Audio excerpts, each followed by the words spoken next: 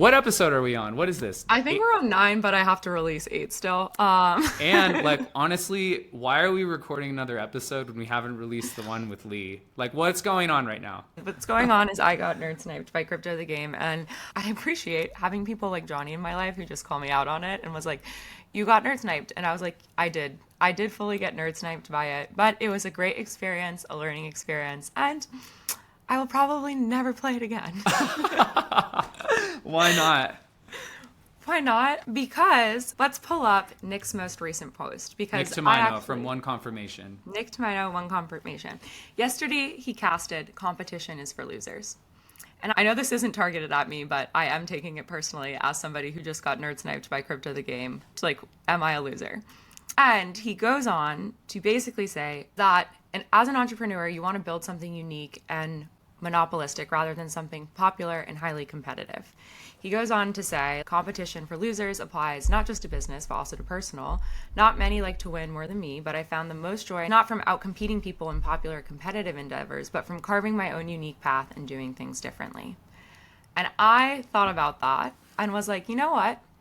Even though I technically lost Crypto the Game and got second, I actually do feel like I won because I stayed true to my principles. I demonstrated my value. I made new friendships. I've gotten job offers out of it, believe it or not. And I'm like, you know what? I went out. I did the damn thing the way that I thought I was supposed to do it. And now I can kind of leave that on the table and come back and be like, okay, let me go focus on the things that I want to focus on. So I think that's right. So that he's echoing something that Peter Thiel wrote in 0 to 1, mm-hmm. which is competition is for losers.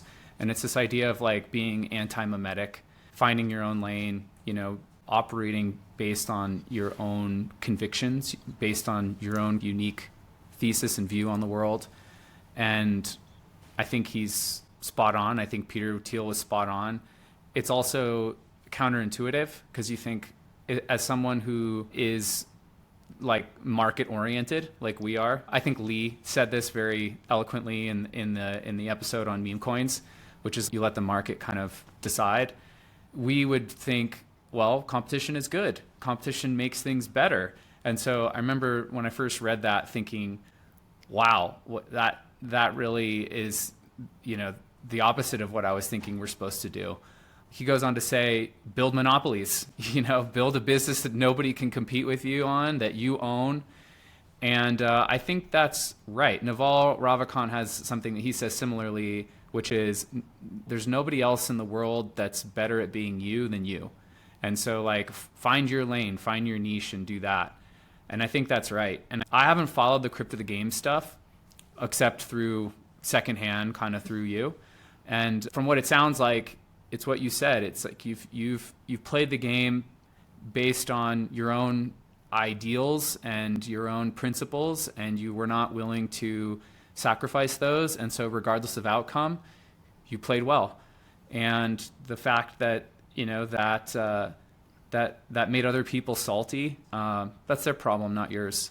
Yeah. So I will say, I think as an outsider, and I hate being a hater, so I'm not going to like go on this too much, but like I'll quote something that I read recently, which is crypto might be fake if half of the industry can stop what they're doing for an entire week and like play this game.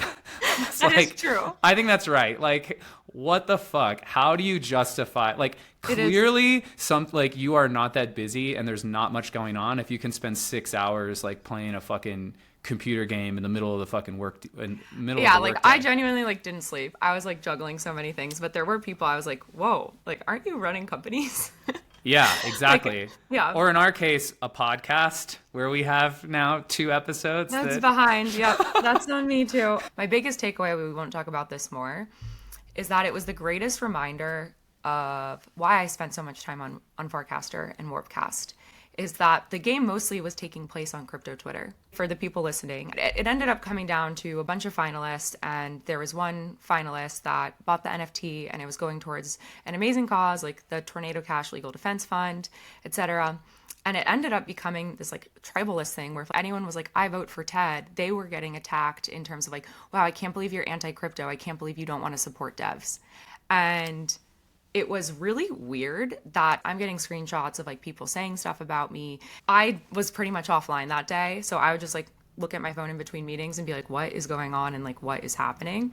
And I ended up posting something just being like, this is really sad. Like, I don't know how the state of crypto, like even if you're campaigning for a good cause, like how you're going about it is not a good person approach. And that wouldn't happen on Farcaster.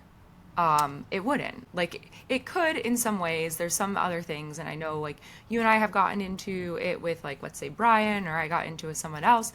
But at the end of the day, I just don't think people on Farcaster like would have let it get into that.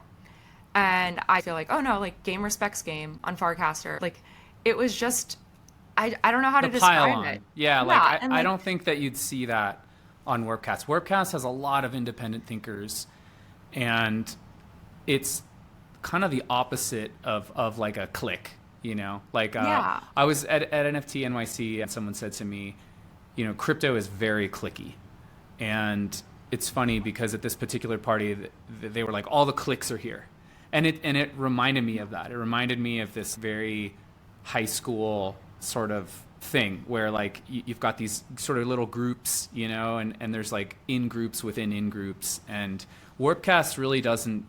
Warpcast seems to be blissfully ignorant of that. Maybe some would say that Warpcast is itself a kind of in-group, but yeah. I don't know. I find that if you just show up and engage with people in a good faith, thoughtful way, then you are now one of the insiders, you know? And Exactly. you see this now with like, I mean, look at people who I would consider to be like, I don't know, Farcaster OGs. I mean, we all started at various points in time. There were people who showed up a year later, but they just kind of, the culture just kind of clicked. They showed up, they engaged, and like, boom, they're kind of part of the group now. Yeah. I think like that just speaks to the culture.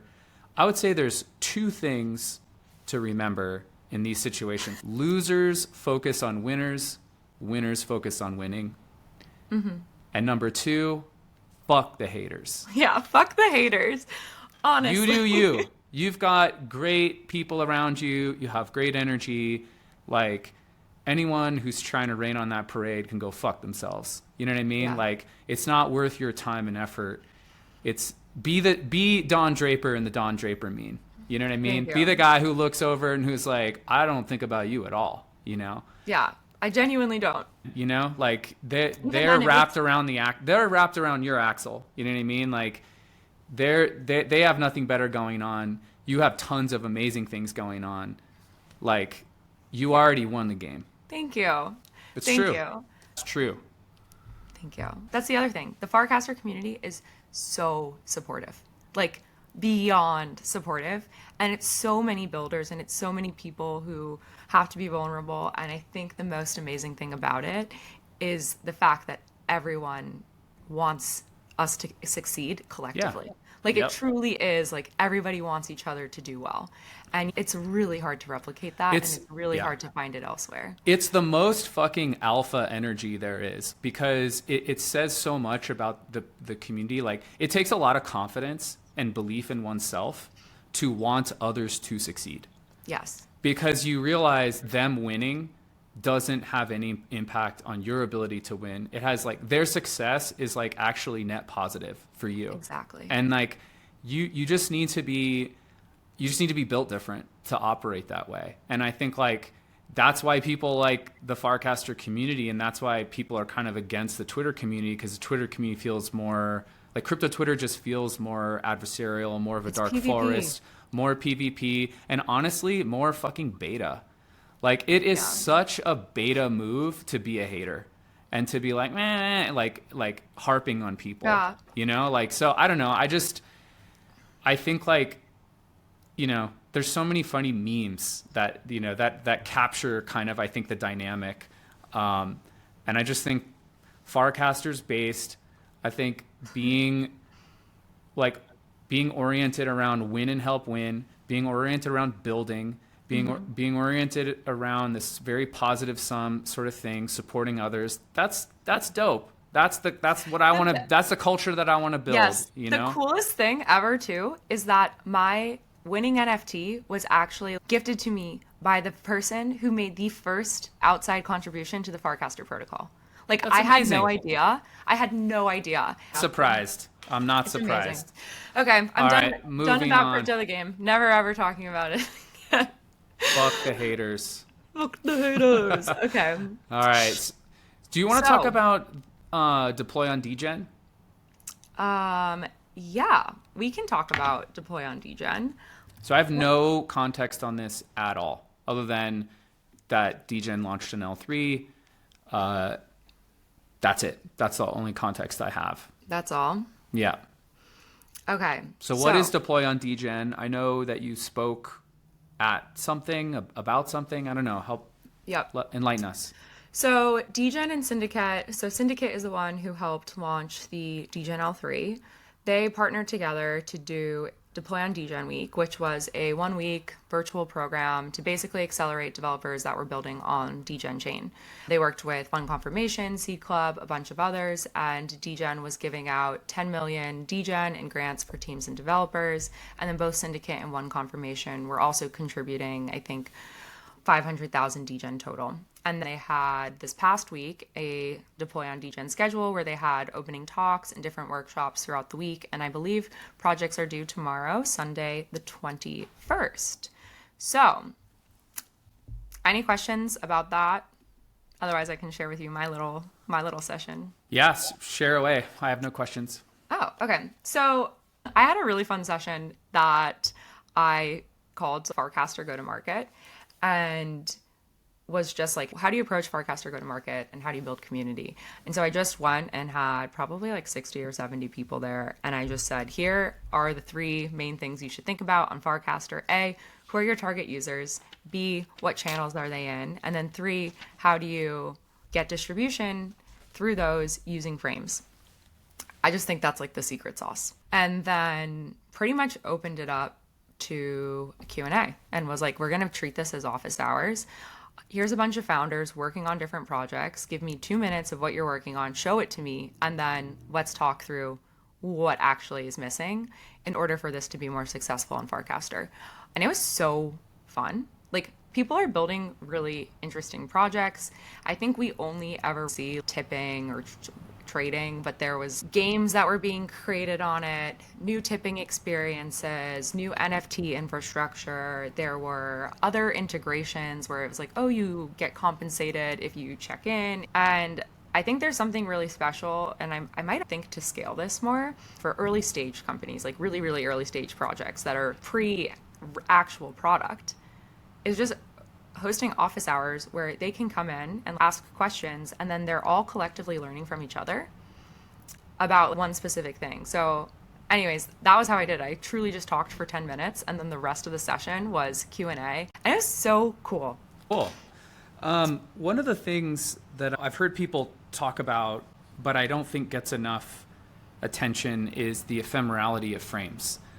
Like, developers spend a lot of time building frames, and I mean, some of the frames I've seen are like insane. They're like these worlds, you know, like Yes. a whole game world inside of a frame. But the problem is that the context of a cast is like within the feed, and the feed is just an inherently ephemeral thing. And so Exactly. you spend all this time building this incredible frame, and then inevitably it just kind of, you know, fades away. And so there's, I think in Warpcast, there's like a tab, or there's like a control where you can see all the frames. But I know people have asked for being able to like pin frames or put frames in sidebar of a channel. But that's something that I think about a lot. Like for us, for the hypersub frame, we use it all the time, everywhere. Like we're constantly putting that inside of casts. I share other people's frames like all the time because it's just a link to their page. It'll show up as a frame.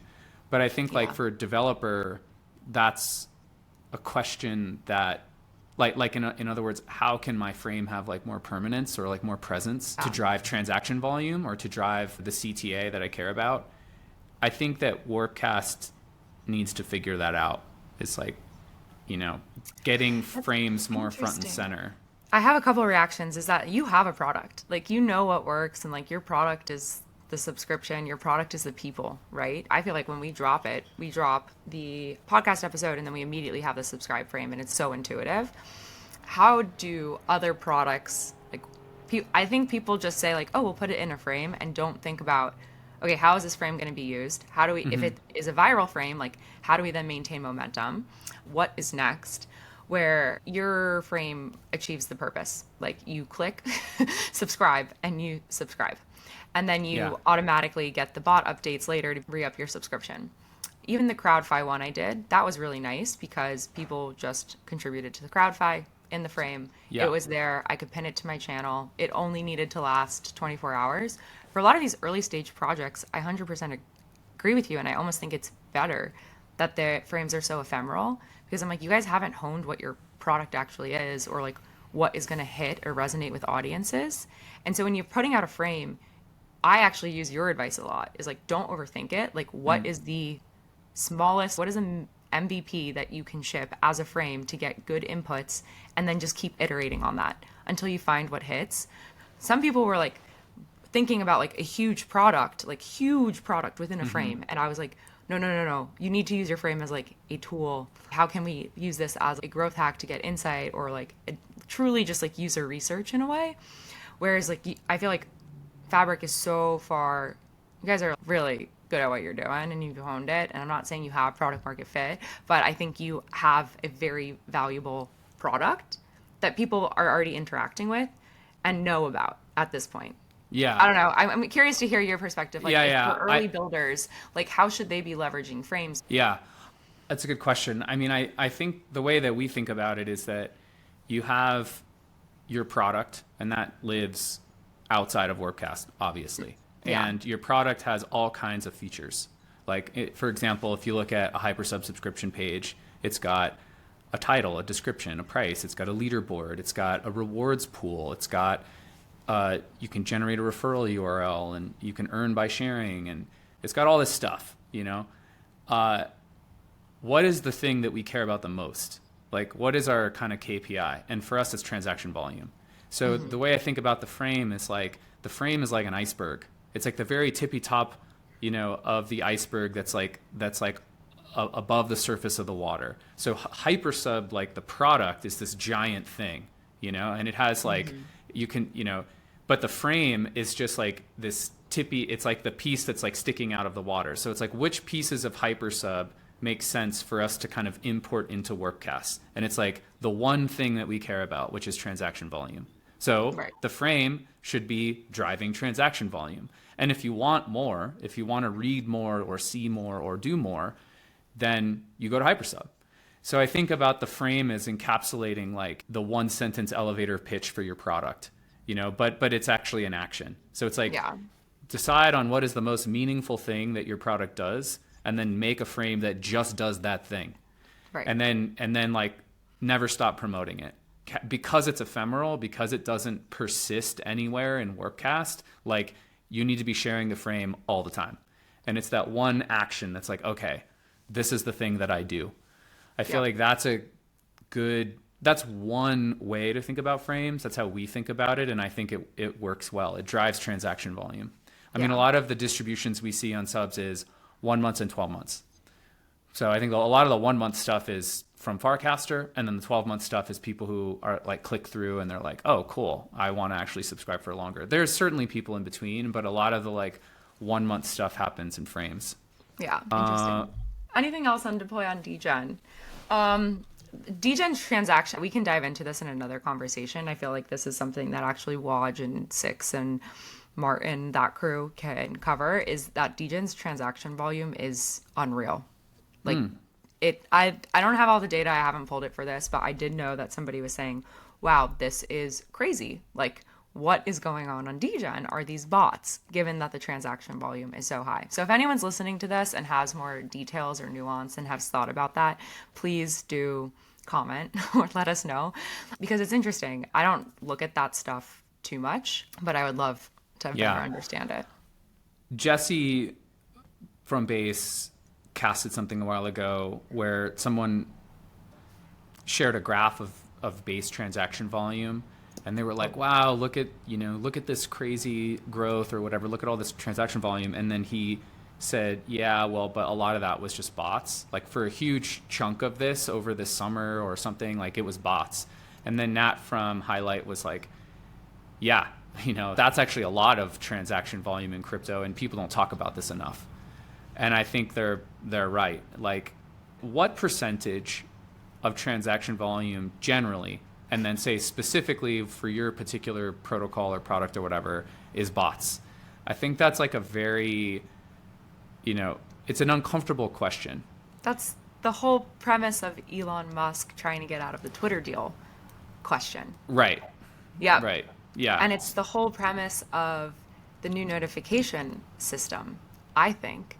The Yes. priority system, where I look now and I can easily tell, oh, okay, only 25% of people engaging with my post or who are following me are non quote unquote bots. Yeah. Like maybe they're actually real people, but I think that is so important. And I've been thinking about this being like, wow, I think the move to show you only priority notifications is such a tough decision that most early stage companies wouldn't make when they're prioritizing user numbers and metrics and trying to hype the system. This is why Dan is such a G, because he's oriented around what's real. I mean, we just made this decision. Like actually yesterday we shipped MRR, churn, and renewal rates for creators on hypersub. So you can see, of the people that have minted, what percentage have reminted and what percentage have churned out. And those numbers are not great, but it's like, you have to live in reality. That's your fucking job as a founder, is you can't drink your own. I mean, well, this is the hard part actually, is you can't drink your own Kool-Aid in some areas, but in others you have to be completely drunk on it. Yeah. And the hard part is figuring out which is which. But like, as a creator, that is almost the most valuable information that someone could be sharing. Because at the end of the day, you want to create your community of 1,000 true fans. Yes. And for you to better understand, are people churning after 1 month? When are they signing? Like, that information is so important to create a business as a creator. Yes. And the fact that you're showing it instead of just being like, here's all of your signups. Exactly. Is wildly valuable to any creator or to any business. Like, everyone cares about retention. I agree. I mean, and just to kind of go like back to the broader point, like with Dan, only showing priority notifications, it's like, it's both true and hard. When you say, okay, we're only doing priority notifications, you see this massive drop off of engagement. And it's like, that maybe stings a little bit. In our case, when you start to like really root yourself in reality, you're like, oof, these churn rates are fucking brutal, Yeah. But so it's hard, but it's also like, it's true and real and good, so people like to your point, it's maybe a little bit hard to see that, but at least I'm now living in reality. Like at least I'm now seeing the world clearly. Same thing with like, the engagement on Farcaster. You're like, oh dang, it with priority stuff, it kind of falls off a cliff, but you're like, okay, but at least this is now like real. Right. And I think that's, there's a tension. There's a lot of people in crypto that do not want that. They want to just like be drunk on the volume. They want to be drunk on the numbers. And when you start to push back and be like, okay, but what's really going on here? Like how much of this is real? Yeah. You start like, some people are like excited to have that discussion and other people are like, get really uncomfortable. For you, it's almost like the most important thing, because if you look at retention numbers and churn numbers, you're like, okay, how much of this is due to the product and how much of this is due to the creator and how much of this is due to the environment, the users, the consumer behavior.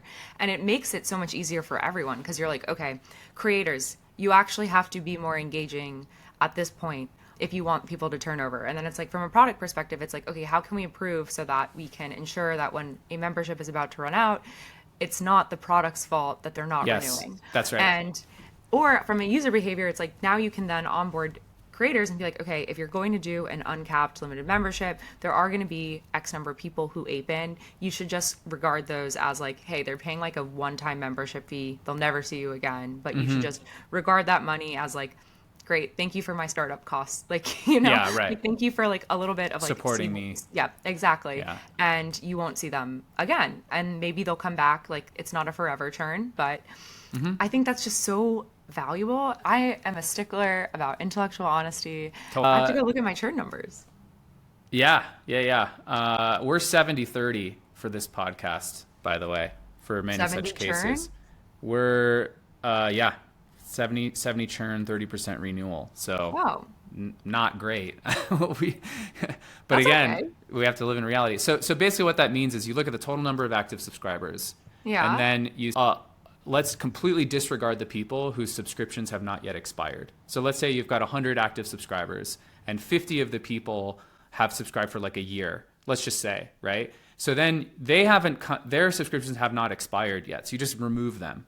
So you're like, okay, we don't care about those people. But the 50 people whose subscriptions did expire, what did they do? Did they renew or did they not renew?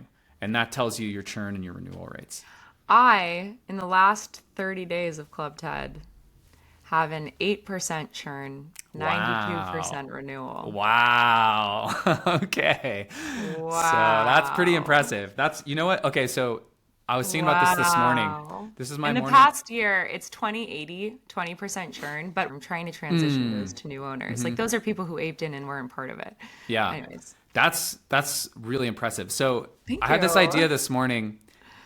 And I was like, okay, you know what we need to do is I want to expose a leaderboard of the top 100 hypersub creators. And I want to put revenue, total subscribers, active subscribers, MRR, churn, and renewal. And then I want to basically provide bounties for creators who hit certain things. So it's like, you know, like whoever can hit whatever, like a 95% like renewal rate, we're going to just give you 1 ETH or whatever. The thing was or like we're really gonna, interesting. Yeah. Yeah.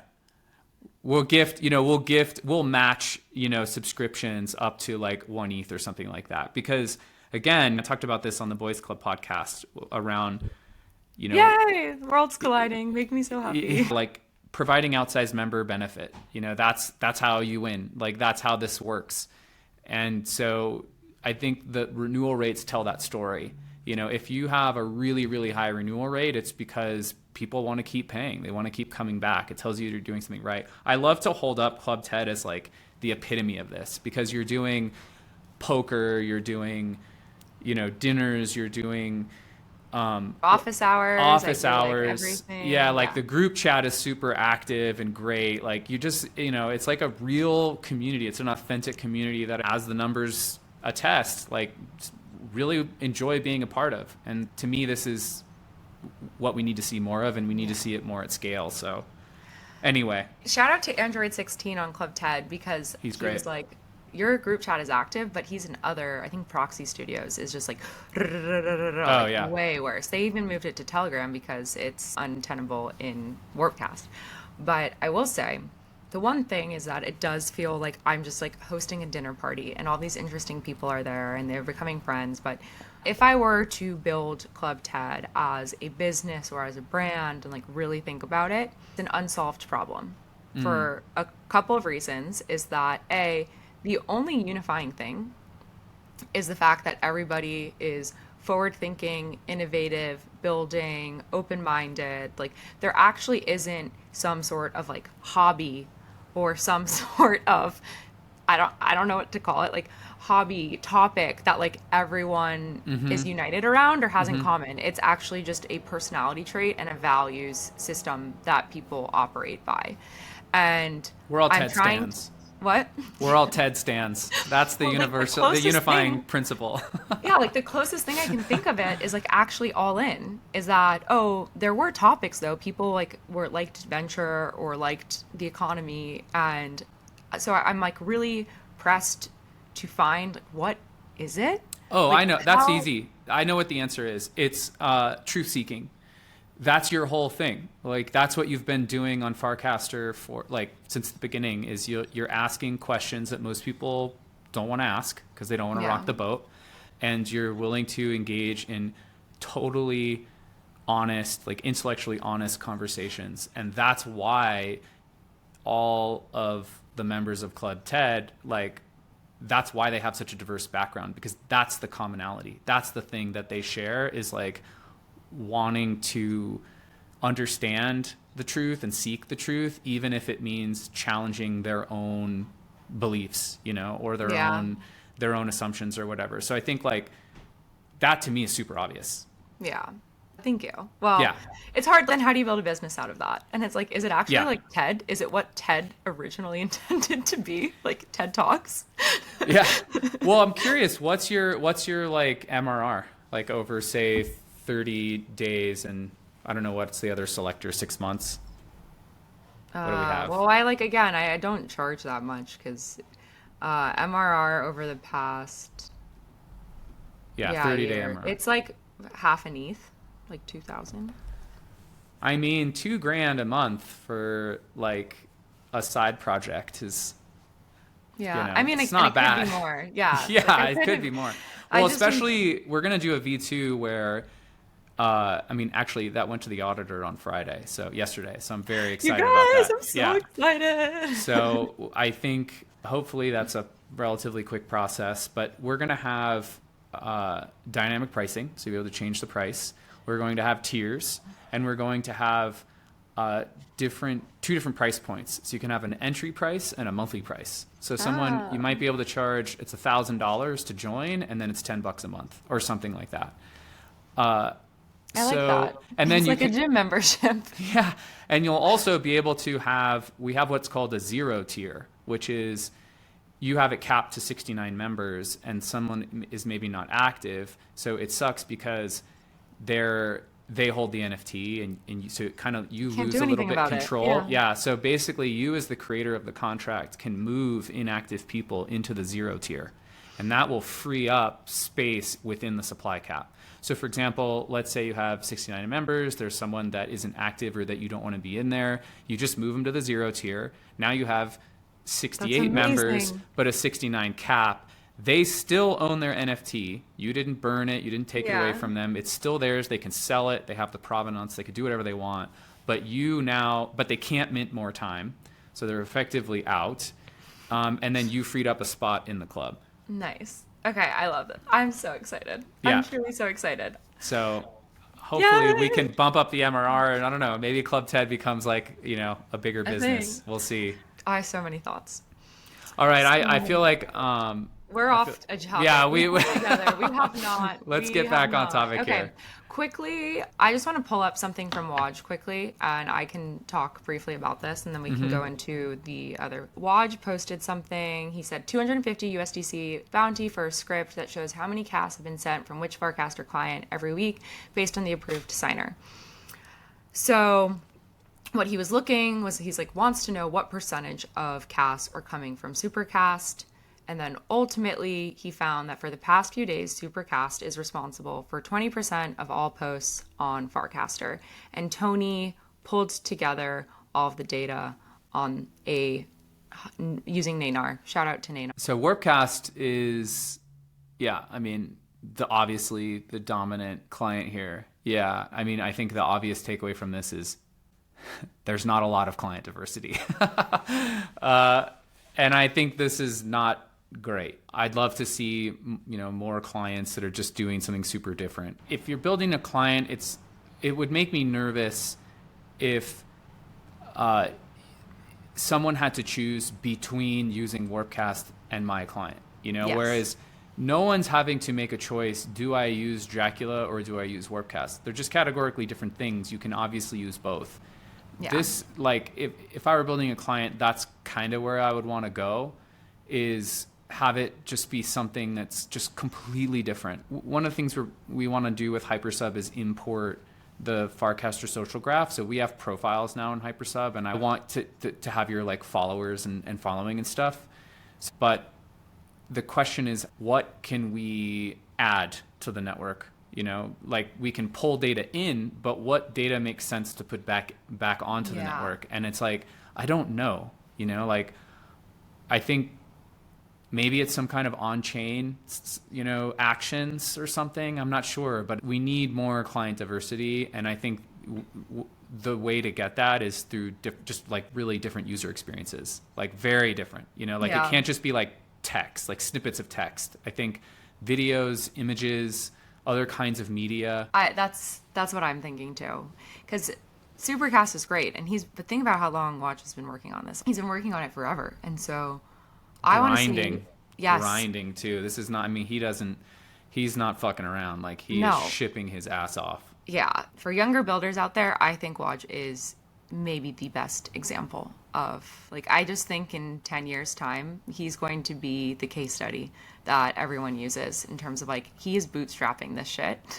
Like, he is bootstrapping it, he knows what he's up against, and he is an incredible collaborator. He's not salty, he's not competitive, like he's just like, I want to win and I want everyone else to win, and he continues to say this over and over again. So I can't say enough good things about him. But going back, this is just showing that there isn't a lot of client diversity. And for FarCon's hackathon, FarHack, one of the tracks that we're doing is actually rewarding and incentivizing Farcaster clients or sign in with Farcaster use cases, because we want to be seeing more people writing data to the ecosystem. I think easier said than done. But yeah, easier said than done. It's really hard. Like, yeah, what do you build? It's really hard to build a client. Yeah, what do you build? Okay, next thing. So are we ready? Should we talk about the Ben Roy cast? And maybe that we can that I think kind of dovetails nicely into FarCon. I think it dovetails nicely into both FarCon and Onchain Media. Yes, agreed. Okay. So there's a cast. It's kind of a long post. So basically, Ben Roy, he's one of the partners at Seed Club, and he wrote a cast, kind of a screenshot essay, where he shared his thoughts on the Farcaster ecosystem and this notion around marketing and storytelling. And yeah, do you want to maybe summarize that, Ted? The TLDR of the post is that Ben recommends initially that if he was God or Dan for a day, the first thing he would do is hire a crypto native chief marketing officer and an ecosystem person, because he believes that Farcaster's existential risk is that they overfocus on development and do not focus on product marketing. And goes on to say that people will use bad technology if they have a reason to. What matters is the people, storytelling, education, partnerships, vibes, affiliations, projects, teams, and goes on to say that this is, again, the existential crisis for Farcaster and for the team. So the last, there's a little section at the bottom, and I think he kind of paints the kind of like mid-curve, like mid-wit meme, where he says like 50 IQ take, so left curve, cool event has a sponsor must be cool. And then the 100 IQ take, so the mid-curve, partnerships don't matter, just build better tech and users will come. And then right curve, 150 take, let's inject ourselves into the zeitgeist via partnerships consistently. Hook new folks and make existing users proud and give both groups a consistent reason to use our product. Good game. And I responded, and I've since deleted it because I felt like it was maybe getting misread, but I just responded based. I was like, yes. And the piece in particular that I was responding to was that, which was like, having a powerful story to tell that convinces people to come and join, I think is super important. And I live in this really small town in rural Wyoming. I'm surrounded by people who definitely don't give a shit about crypto and barely give a shit about tech in general. And so I'm constantly thinking about what's the story to tell to these sorts of folks? Why should they care about being on chain? Why should they care about on-chain media? Why should they care about Warpcast? If I were to tell my neighbor about Warpcast, what would I tell them? And I don't think there's a great answer. I don't actually, at least I haven't figured that answer out yet myself. Right. And so I think like this, like what I read in his cast is he's pushing on this question, which is, what's the marketing message? What's the story? Like, how do you achieve escape velocity outside of, say, the crypto Twitter or like crypto crowd? And how do you do that tactically, like via partnerships and events? And then also how do you do that kind of in this more strategic, abstract sense? Like, what's the story? Right. And so I think that's, to me, I was like, yes, this seems like the right question. It's like, that's based. Like, I like that you're thinking about this, because not enough people in this space, I think, are. Why I deleted is because I think, like, he also said a lot of other stuff, and I have, like, less of an opinion on that stuff. So I was kind of like, I don't want to, like, insert myself in this conversation. But anyway, curious to hear what your take is on this. So I totally agree with the midweek curve that he outlines there. I think where they miss the mark is that the high IQ take is what is already happening. And I think Yes. that was the complete miss, is Yes. that he's writing about this. Let's inject ourselves into the zeitgeist via partnerships consistently. Partnerships, Base, Zora, they are already the major partnerships that exist on Farcaster and Warpcast. Done. Those are like maybe the two most powerful creator forward brands right now. So that done. Events. Dan and Varun have maybe had to spend all of 3 hours total and zero money to be associated with FarCon, which is happening in less than 2 weeks, in which people, this is not my words, because again, I'm like manically anxious that it is going to be the next Fire Festival, but that people are saying this is going to be the crypto event of the year. Seed Club is piggybacking and doing a full day side event at FarCon. Yeah. And Dan and Vern have had to spend $0 on that. People are hosting community meetups. FC New York is like an ongoing brand. There's Onchain Media. There's like 4 Farcaster native podcasts that just talk about Farcaster stuff. Mm-hmm. And so for me, I agree with what you're saying about what's important. But what the miss is that this is already happening. Yeah. And Dan and Varun don't have to hire for it, and they don't need to spend any time or energy focusing on it, because this product marketing, this ecosystem growth is alive and thriving, like truly thriving, without them having to be distracted or spend any time and attention on it, so they can continue to be hyper-focused on the product, which no matter how much you love Farcaster, it does not have product market fit, and they know this, and I know this, and Johnny knows this. And like, no matter how much you love it, they don't have it. So like, don't tell them to go hire a marketing person. What are they going to market? Right. Like, channels have not hit the masses yet. I agree with the sentiment. I disagree with the criticism, because it's already existing. And like, if you are missing that, like, I just really was like, I don't get it. Like, do you not see that this is already happening? Yeah, it's true. It exists in the most authentic, most organic way. I mean, how many hours have you and the whole FarCon team spent to make FarCon happen? They haven't, they're not paying you a fucking penny, right? Like, you guys are doing that It because is volunteer. It's absolutely like user-driven marketing. The best possible marketing that can happen is the kind that your users do for you, that you don't have to pay for, because it's the most authentic, it's the most organic, and people feel that.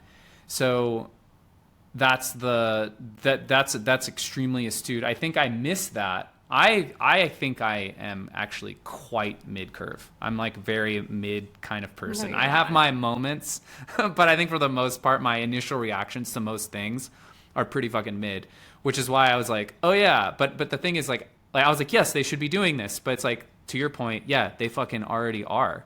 It's just not obvious. Part of it is because we're so on the inside, but like, if you take a step back, you see this. I mean, the other thing was the variant frames hackathon. I remember seeing a video from that. It was like this entire office filled with, like, I don't know, 30 devs just fucking hacking on a Saturday. Like, Global also you can't buy that hackathon. Yeah, you can't, like, no partnerships marketing person can make that happen in that sort of authentic way. In fact, the opposite might have happened. If you had someone who was like, rah, come to our hackathon, we'll give you 10 grand or whatever, like, that's almost like a repellent. Like, but when you're not asking and you're just building your ass off and you're innovating, people want to be part of that, as we've seen, Yes. So I think it's a really, really astute point. It already is happening, and they're getting it for free. Why would they pay? So maybe actually he's getting the ordering wrong. Like, just build better tech is actually the right curve thing, Yes, it's not the best tech. Like, we already are admitting that. But also, it's just like testament to my inbox of people wanting to come to FarCon. Inbox. I'm not even associated with FarCon. Everyone, and I get DMs every week from people asking me how they can get in. I'm like, talk to Ted. Anyway, Thanks. so speaking of FarCon, do we want a FarCon? You want to give a FarCon update?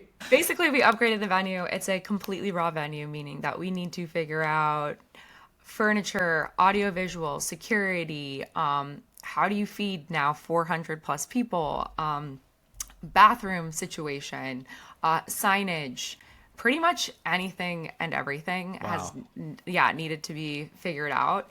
And thank you to everyone. Like, big shout out to Yes to Crypto. Big shout out to Cassie, who helped contribute so that I could literally just hire my sister and my mom to help me with this. So I'm so excited. And it's just amazing to see all the excitement from everybody else who wants to be there. The programming, just so everyone knows, Wednesday night, Welcome Mixer. Shout out to C Club and ENS for helping host that. Then Thursday will be the all-day summit. Dan and Varun will be speaking. And then Jesse from Base will be speaking. We'll have a big shout out to Linda Waj, some Farcaster clients, and then wrapping the day with Degen and Yasik. I will say that the program is intentionally light. There'll be lightning talks throughout that, but at the end of the day, everyone just wants to chit chat. And so designing the space to optimize for connection. And if you want to go to a lightning talk, great. If you don't, hang out in the venue. That's big great. shout out to Base too. We'll have a bunch of stuff. And then afterwards will be the after party and then the concert hosted by Coop Records. I have to say, again, huge shout out to Cooper and his team. There's Cece on his team is amazing to work with. She's collaborative, problem solver on top of everything. The biggest blessing from working with Coop Records is being able to work with her. And one thing that I think is super underrated is that the entire lineup for Far Concert is literally DJs from the DJ channel. Yeah, I love that. You guys realize so how great. fucking cool that is? That is so cool. Yeah. It's so cool. Like, we're trying to be so Farcaster native in so many ways. So I'm just like so excited about that. There's GM Farcaster live recording, the hackathon kickoff, the pickleball tournament, art night that night, bunch of different side events. And then Saturday, kind of like free for all. Everybody can do what they want. C Club's hosting some stuff too. And then Sunday is the closing lunch. So there's a lot. Saturday is also the receipts run. Please go to the receipts run. I will be there. I'll be jogging. I will surf and then I'll go running, or vice versa. It'll be best. So I want to give a shout out to Nino. I don't actually know who this person is. I've never met them. Their handle on Farcaster is nngllzz.eth. And their bio is creative at Base. And the reason why I want to give them a shout out is because Base shared their merch, and I thought it was so sick. And I was like, who did this? So cool. That's who did it. Yes. Whoever that person is, like, I want to meet him and hang out because I thought it was super sick. And so check it out. Okay, the Base team is, they are consistently bringing it. They are so fun and so thoughtful and so truly good. Like, what you see is what you get. Like, all the energy that they bring on chain is like also the energy behind the scenes.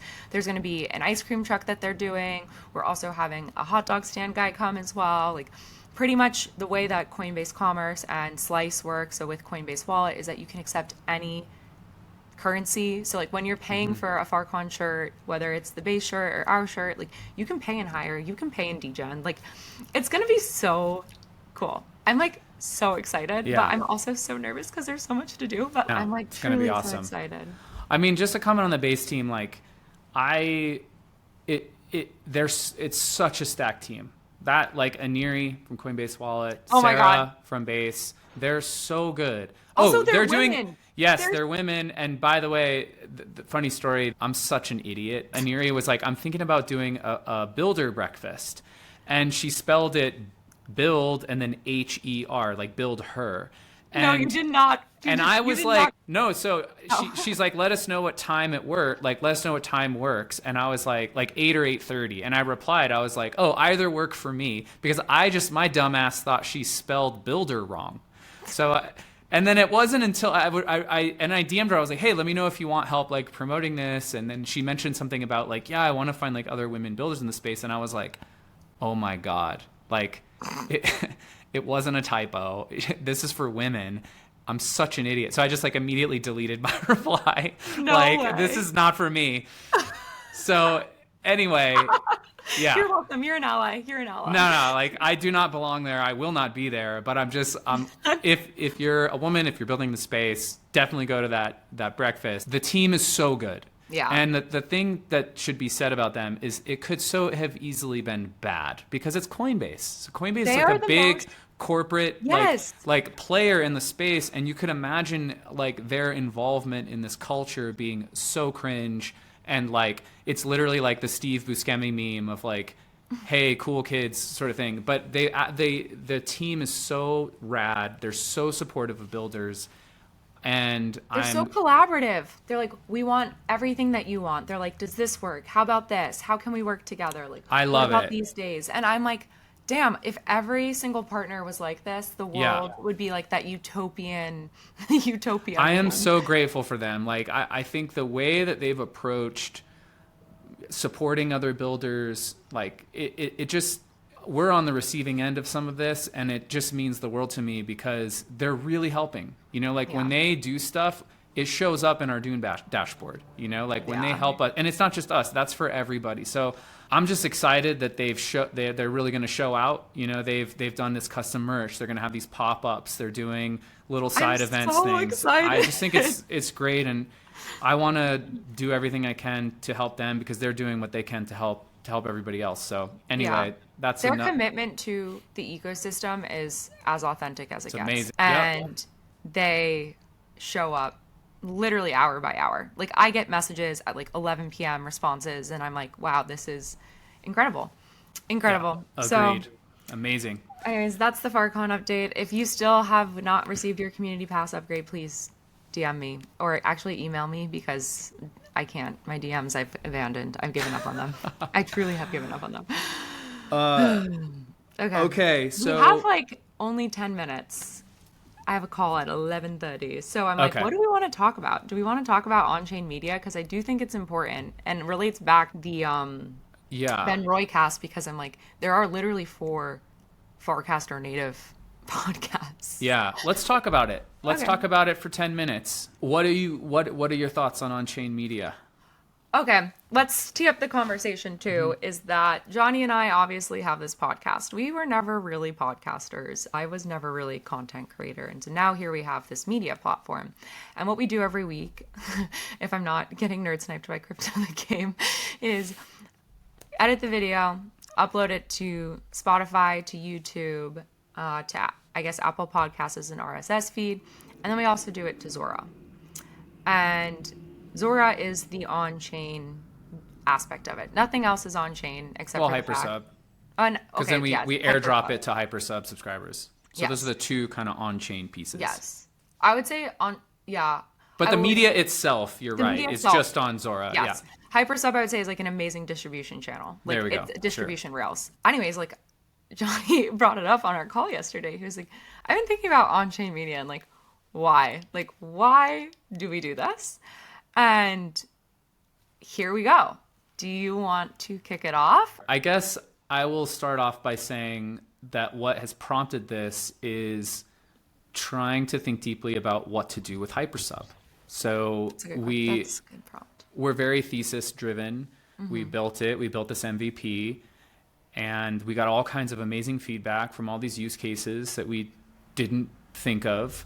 And so then we built our V2, and then now we're starting to think from a product perspective, okay, what do we ship? Because for the past few weeks, we've been shipping lots of little useful things, but it's like, what's the big thing? What's the thing that's going to 10x our growth? And so we've been thinking, well, should we kind of double down on the distribution and kind of payment rails aspect to this? Or should we start thinking about it more as a creator platform, as publishing? Like what's the move here? And it got us thinking about, well, why does anyone put anything on chain? Why does anyone collect anything on chain? And again, going back to, what explanation do I give to someone who has like zero context? Yeah. Like what's the real, what combination of words can I put together that's going to cause them to be like, that's brilliant. How do I get my stuff on chain? How can I collect things on chain? And I'm really, really struggling. Like I've had a little bit of a like founder existential crisis the past, 48 hours, just trying to really wrestling with this question of what is it? What's the thing? Why do people do it? And I can ramble on about various attempts at answering this question, but I'll be honest and say I don't have like a super convincing, like for myself, I don't have a super convincing answer yet as to like what it is. So that's what prompted the question. I'll stop there. I'm curious to hear what are your answers to this question? How are you thinking about this? Yeah. So it's tough. I think right now, why are people putting their podcasts on chain, or why are people putting media on chain? The number one reason, the same way people are using Dracula, is because they're getting compensated, right? Sure. So Zora is giving creators, you get rewarded when you put your content on chain. So that's number one. And I think to think otherwise is silly. Like that's the number one, like everyone Agreed. is doing this. The obvious answer is you're going to make more money. And that's certainly true. Like we've made, I don't know, $5,000 or something like that, from hypersub. And Zora, most of that's from hypersub. And there's not a chance that we would have made even, a tenth of that just on Spotify and YouTube. But then the question is like, well, what about from the consumer side? What is it? Just support? Why are people giving us money? Why are they minting it? Why do they want it in their wallet? Yeah, I guess it's like this fan to super fan. I think also you have to think about blockchain itself. Like blockchain is actually not that good at hosting large data sets, right? Like there's a reason that's very, very expensive. Well, none of the data is on chain. None of the media itself is on chain. What's on chain is a pointer to who minted what, but the media itself is all off chain. Yes, and I think people are forgetting this. When we talk about on-chain media, we have to be very precise about what is the actual part that's on chain, and then have the conversation around that. Yeah. Because again, the part that's on chain is oh, I'm just collecting this. Oh, it's a moment in time that I'm collecting, or oh, this is a piece of content that I really like and I want to keep. I think we need to be able to distinguish what is actually on chain versus what is off chain, and how does that allow us to do new and unique things that are not possible without blockchain, is the best way that I would think about it. So when a lot of people talk about truly on-chain media, where the media is stored on-chain, you can think about permanence, security, transparency, composability, data, kind of data security again, and programmable IP. That's not what any of us are doing right now, right? And we never will just do. Having it's an on-chain NFT. On why do on-chain media is you can start gathering all the data about your subscribers that you can't necessarily get anywhere else, and you're owning that relationship with them, and you're owning how you're interacting, and then that's composable across so many different apps. Let's just use Alex Earl as an example. She has a new podcast, Hot Mess, or Alex Cooper, Call Her Daddy. Mm-hmm. Most of her audience listens to her on Spotify, and then they have to engage with her on Instagram. But Alex Cooper has no way of reconciling those two together to be who actually cares. And then she'll host an event at South by Southwest and kind of has to try and figure out who on this list is actually a super fan and listens to this podcast regularly, or who's buying her merch. And I'm okay, as a creator again, as an on-chain media brand, this is actually the most important thing, is because you're getting all that information across the ecosystem and interacting with all of your audiences with just a single user profile, consumer profile, instead of 100,000 different platforms. Yeah. To me, I'm running a media brand right now is painful, because it's just trying to extrapolate information from so many different places, and you're never going to nail it. Yeah. So that's the so what for me. That's where I kind of go to. It's it's the social graph. It's not the NFT, it's the downstream consequences of deploying and collecting the NFT, which is that this graph emerges. So in the same way that if you just look at a video or something on Instagram or TikTok, it's someone likes that, and that it's you getting signal on who liked it, and then the other person, and then the person who liked it is giving signal, they're saying, give me more of this. And if you think about collecting, and if you can make that action as seamless and cheap as possible, then the reason why both parties want to do that is because it's helping them kind of find each other. So for example, with I forget her name, Alex Cooper. Yeah. Like the reason why her fans would like want to collect is because they're the more they do, the more that they're like sending her a signal, hey, I'm one of the true fans. And then the more she realizes that, the more she can do for them. And so it's like a way of building a stronger bond between your existing audience to scale that audience and to provide like richer experiences, like what you're saying, which is the event at South by. It's like, yeah, you can come early and have a meet and greet because you're one of the diehard fans. You're getting a discount on merch or whatever. Like you can do this sorts of things when you have this kind of public social graph that emerges via collecting. Sometimes I really wish I was a cooler person so that I could just like build this brand. What are you talking about? You're like the coolest person. I'm not. I'm just like, me. And we see the opportunity here and I'm like, I could just like go all in and like just show how to be using it and like revolutionizing that and pioneering it. But it will take a lot of work and I actually have to fully commit to doing it. And to the earlier question, it's like, but I love hypersub for this reason, because you are thinking about it better than anyone else is thinking about it right now. The only person who has thought about it is Chris Dixon.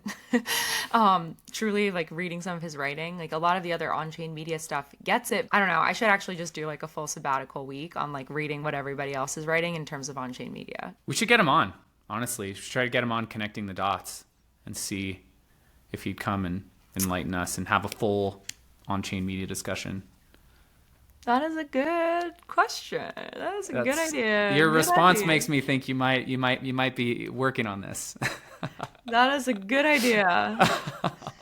Good idea. Chris, if you're listening, come join us, please. Enlighten us on-chain media. Chris is in Club TED. Just kidding. Is he? He might be. He could be anon. No, he's not. He's not in Club TED. Got to get him in there. He is. I'm a big Chris fan, and I was flattered that he even knew what Club TED was. Oh, wow. That's cool. Yeah. Awesome. Okay. All right, we got to wrap this up. All right. You okay. wanna click the stop recording button? Yeah.